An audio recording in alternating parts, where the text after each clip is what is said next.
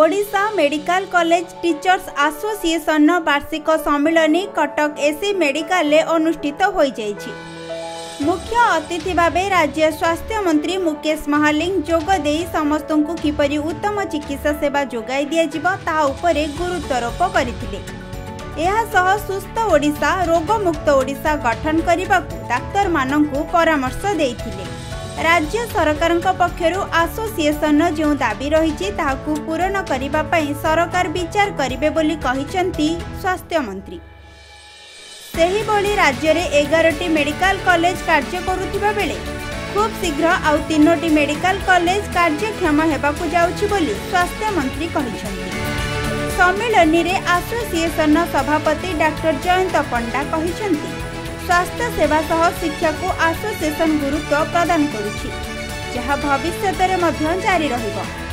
सम्मेलन में डीएमईटी संतोष कुमार मिश्र, स्वास्थ्य विश्वविद्यालय कुलपति मानस रंजन साहू, एसीबी अध्यक्ष अधीक्षक प्रमुख जोग देथिले। एही अवसर में ओमटा पक्षरु प्रकाशित स्मरणिका को अतिथि माने उन्मोचन करथिले। आपण देखंतु ओमटा एसोसिएशन सर्विस एसोसिएशन होची गोटे इंटेलेक्चुअल फोरम डॉक्टर्स एसोसिएशन कैनाडी हमर 11 मेडिकल कॉलेज रो समस्त एठी सदस्य निश्चित भाव रे एटा ओडिसा रे गोटे बड़ एसोसिएशन जो माने मेडिकल सर्विस जो पॉलिसी टू नेकरी रिसर्च टू नेकरी पेशेंट केयर सब कथा तांको एसोसिएशन रे बहुत व्यस्त रही सरकार के सहित कोऑर्डिनेशन करबा कथा निश्चित भाव रे ओमटा रो जहां भी एसोसिएशन को दाबी अछि सरकार तो गुरुतर सहित विचार करिवे आगामी अपन देखंतु एबे 11टा मेडिकल कॉलेज फंक्शनल अछि एवं आउ 3टा मेडिकल कॉलेज जोगता कली जाजपुर मेडिकल कॉलेज कंधमाल रो मेडिकल कॉलेज आउ तालचेर रो मेडिकल इटा भी ऑलमोस्ट फाइनल स्टेज को हलानी हमें जाजपुर पाई तो 50 सीट रो जो नेशनल मेडिकल काउंसिल रो परमिशन मते आसीला आउ ए दुटा भी मध्य हम खूब शीघ्र अप्लाई करू निश्चित भाव तार आसीबो आउ भी आगामी दिन में स्थिति ऊपर पूरा हमर नजर रखिछि टीम मध्य जाउछि ताकि मुकाबला करा पई सरकारी स्तर रे हमर पदक्षेप होना। मेडिकल कॉलेज टीचर्स एसोसिएशन गोटे मेडिकल कॉलेज रे शिक्षादान करुथुवा शिक्षक मानकर संस्था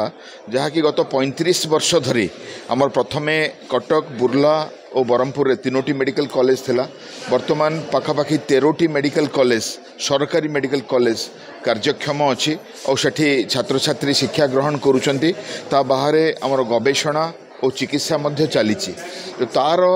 राज्य स्तरीय गोटे संस्था है Odisha medical college teachers association jar आज अधिवेशन थिला सेठी आमर स्वास्थ्य परिवार कल्याण मंत्री महोदय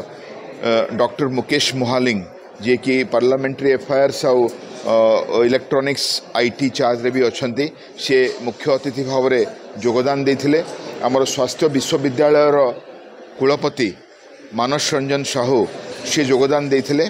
आम director medical education Shri Santosh Kumar Mishra योगदान देथिले। ता छड़ा डीन प्रिंसिपल ओमटा कर्मकर्ता आउ 13टी मेडिकल कॉलेज रो मेडिकल टीचर्स जे कि 500 रु ऊर्ध्व योगदान देइचंती। आमर आलोचना हला जे राज्य रे डाक्तरी शिक्षादान चिकित्सार मान और गवेषणा ताकू केमिति आमे उन्नत करि परिबा रोगी को केमिति भल पाइबा आमर पाठ पढ़ेबा चिकित्सा करेबा काम को केमिति भल पाइबा आउ डाक्तर भितर जो विभेद रहउची बा भिन्नता रहउची ताकू केमिति आमे दूर करिबा सेथिमे आम कॉन्फ्रेंस रो थीम अछि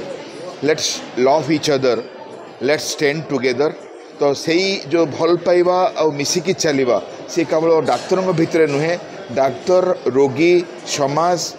अटेंडेंट आउ समाज रो अन्य कंपोनेंट्स समस्त को नहीं चलिबार जो थीम अच्छी से आज सकाळे श्री सत्यव्रत कुना त्रिपाठी गोटे भल पाइबा विषय रे तांको भाषण रखिथिले। तापरे हमर कुलपति कहिथिले जे डाक्तरी शिक्षा को ओडिसा रे केमती आगे नबा और हमर इनागुरल फंक्शन रे यह हैथिला मंत्री महोदय और समस्ते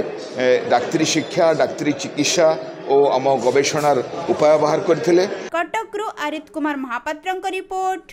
खबर ओडिशा।